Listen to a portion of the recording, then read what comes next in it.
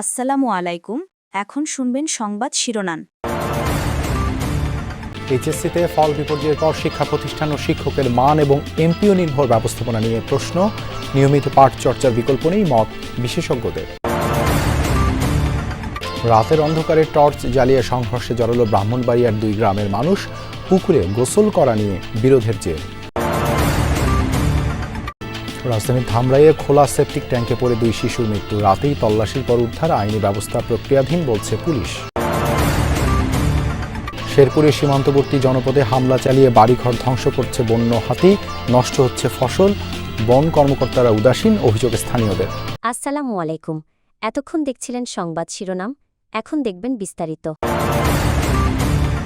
HSC পরীক্ষার ফলাফল প্রকাশের পর এবার আলোচনায় এসেছে শতভাগ ফেল করা শিক্ষা প্রতিষ্ঠানগুলোর তালিকা। শিক্ষা বোর্ডের তথ্য মতে 202টি শিক্ষা প্রতিষ্ঠানের একজন পরীক্ষার্থী উত্তীর্ণ হয়নি। অকৃতকার্য হয়েছে 5 লাখেরও বেশি ছাত্রছাত্রী। ফলাফলের এমন চিত্রে প্রশ্ন উঠছে শিক্ষক ও শিক্ষা প্রতিষ্ঠানগুলোর মান এবং এমপিও নির্ভর ব্যবস্থাপনা নিয়ে। বিশেষজ্ঞরা বলছেন শিক্ষার্থীদের নিয়মিত পাঠ চর্চায় মনোযোগ ফিরিয়ে আনাই এখন সবচেয়ে জরুরি। ময়মনসিংহের ত্রিশাল উপজেলার হরিরামপুর গ্রামে সানাউল্লাহ আলিম মাদ্রাসার খোঁজে যমুনা টিভি। এবার আলিম পরীক্ষায় প্রতিষ্ঠানটি থেকে পাশ করেনি কেউ।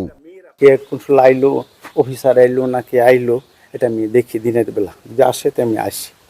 একই অবস্থা শতভাগ ফেল করা ত্রিশাল আইডিয়াল কলেজের। ঝুলছে সাইনবোর্ড, কিন্তু পড়াশোনার চিহ্ন নেই কোথাও।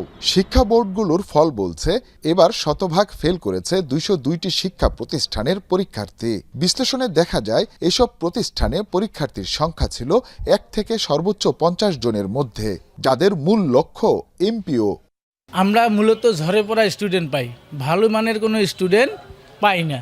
ভালো মানের স্টুডেন্ট যারা, তারা মানে এমপিভুক্ত কলেজে বা সরকারি কলেজে চলে যায়। স্কুল বা কলেজগুলোতে যারা শিক্ষকতা করেন তাদের একটা ইচ্ছা থাকে যে এমপিভুক্ত হওয়া, যাতে সরকারি সুযোগ সুবিধাগুলো পাওয়া যায়।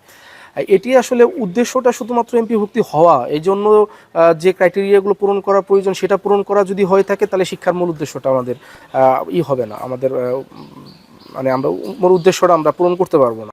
সারা দেশে এবার 5 লাখ পরীক্ষার্থী ফেল করেছে। বিশ্লেষকরা বলছেন পড়াশোনায় গাফিলতি, খাতা মূল্যায়নের পদ্ধতিগত প্রয়োগ ও চলমান দেশের পরিস্থিতি সব মিলিয়েই ফল বিপর্যয়। পরীক্ষা পদ্ধতির এমন করা হয়েছিল যে খারাপ করার কোনো সুযোগ থাকছে না, এবং মূল্যায়নের সময় একরকম উৎসাহিত করা হতো যেন যাই লিখুক নাম্বার দেওয়া হয়। এখন বেশিরভাগ বাচ্চার হাতে, একদম 6 থেকে বাচ্চার হাতে চলে গেছে মোবাইল।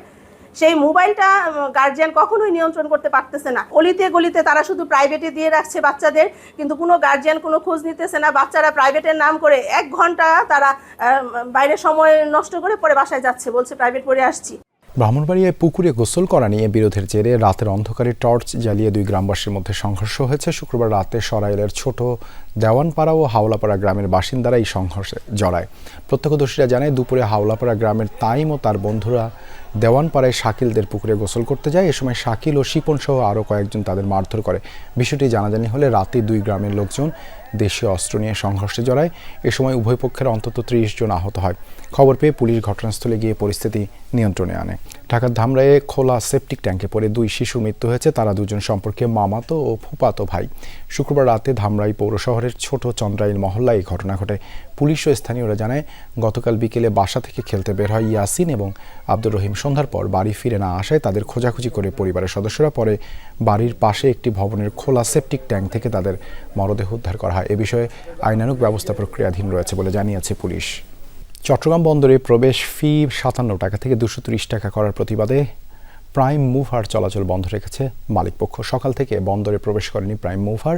এতে ব্যাহত হচ্ছে কন্টেইনার হ্যান্ডলিং ও পণ্য সরবরাহ। মালিকপক্ষের দাবি, বন্দরে বিভিন্ন ধরনের সেবা মাশুল বাড়ানো হয়েছে। প্রাইম মুভারের প্রবেশ ফি 4 গুণ বেড়েছে। এমন সিদ্ধান্তে আর্থিক ক্ষতির মুখে পড়েছেন মালিক চালকরা। বলছেন প্রবেশ ফি কমিয়ে আনতে হবে। এদিকে প্রতি 20 ফুটি কন্টেইনারের ট্যারিফ ধরা হয়েছে 16,243 টাকা, যা আগে ছিল 11,849 টাকা। এতে গড়ে প্রায় 37% ট্যারিফ বৃদ্ধি হয়েছে। এছাড়া প্রতিটি কন্টেইনার ওঠানামার ক্ষেত্রেও প্রায় 3,000 টাকা বাড়তি খরচ যুক্ত হয়েছে। এর প্রতিবাদ জানিয়েছে বন্দর ব্যবহারকারী ব্যবসায়ী সহ সকল প্রতিষ্ঠান। শেরপুর সীমান্তবর্তী জনপদে বন্য হাতির আক্রমণের ঘটনা বেড়েই চলেছে। বনাঞ্চল উজাড় হওয়ায় খাদ্য সংকটের লোকালয়ে চলে আসছে হাতির পাল। ধ্বংস করছে বসতবাড়ি, নষ্ট করছে ফসল।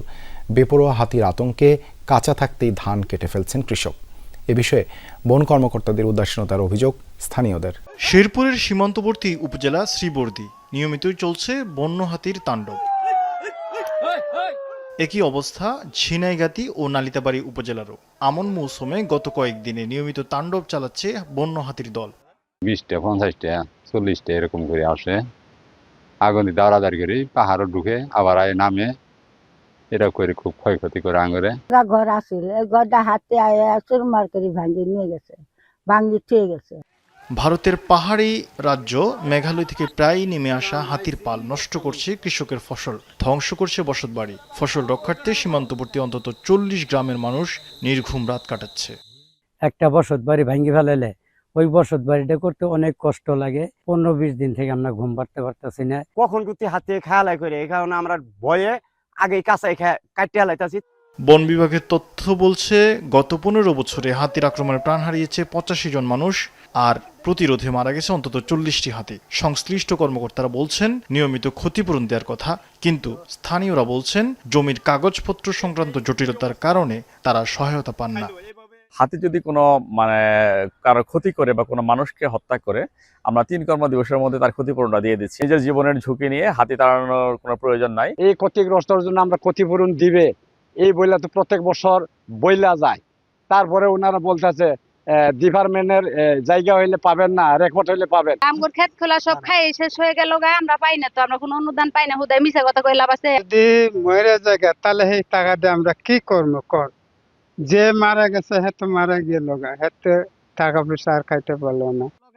গত কয়েকদিনে সীমান্তবর্তী 3 উপজেলায় অন্তত 7 থেকে 8 হেক্টর জমি নষ্ট করেছে বন্য হাতির দল। কৃষি অফিস বলছে এ ব্যাপারে ঊর্ধ্বতন কর্মকর্তাদের সাথে নিয়মিত যোগাযোগ রাখছেন তারা। পাশাপাশি বন বিভাগ থেকেও সীমান্তবর্তী যে এরিয়াগুলোতে সেখানে বন্য হাতির আবাসস্থল রক্ষায় তারা সচেষ্ট আছে। আমরা কৃষি বিভাগ তাদেরকে এই বিষয়ে প্রয়োজনীয় পরামর্শ প্রদান করতেছি। জনসংখ্যার চাপসহ বিভিন্ন কারণে বনে মানুষের বিচরণ বেড়ে যাওয়ায় হাতির তাণ্ডব বেড়েছে বলে মনে করছেন বিশ্লেষকেরা। এনসিপির কেন্দ্রীয় কার্যালয়ে সংবাদ সম্মেলন করছেন দলটি নেতারা। সরাসরি চলে যাচ্ছে সেখানে। এটা নিয়ে আমাদের কোনো আপত্তি নেই, সেটা আনুষ্ঠানিকতা তারা করেছে তাদের বিবেচনায়, কিন্তু আমরা বলছি এখন এটা আইনি ভিত্তি দিতে হবে। আইনি ভিত্তির মাধ্যমে এটি অর্থবহ হবে, এছাড়া এর কোনো অর্থ থাকবে না। ফলে সরকারের প্রতি আমাদের আহ্বান, রাজনৈতিক দলগুলোর প্রতি আহ্বান এবং জনগণের প্রতিও আমাদের সেই আহ্বান রয়েছে। জনগণ কালকে এটা দেখেছে, পুরা অনুষ্ঠানটাই দেখেছে। সেখানে জুলাই যোদ্ধা যারা ছিলেন, শহীদ পরিবারদেরকে এইভাবে অবমাননা করা হয়েছে এবং জনগণের সাথে কোনো ধরনের সম্পর্ক, কোনো সংশ্লিষ্টতা ছিল, জনগণের আকাঙ্ক্ষার কোনো বাস্তবায়ন বা প্রতিফলন গতকালকের অনুষ্ঠানে ঘটেছে বলে আমরা মনে করি না। বরং এটি তখনই ঘটবে জুলাই গণঅভ্যুত্থানে অংশ নেওয়া ছাত্র জনতার সার্বভৌম অভিপ্রায় হিসেবে যখন প্রফেসর মোহাম্মদ ইউনূস একটি আদেশ জারির মাধ্যমে এর আইনি ভিত্তি তৈরি করবে এবং সেই ভিত্তি অনুসারে গণভোট এবং পরবর্তী নির্বাচিত সংসদ এবং গণপরিষদ একটি নতুন সংবিধান তৈরি করবে।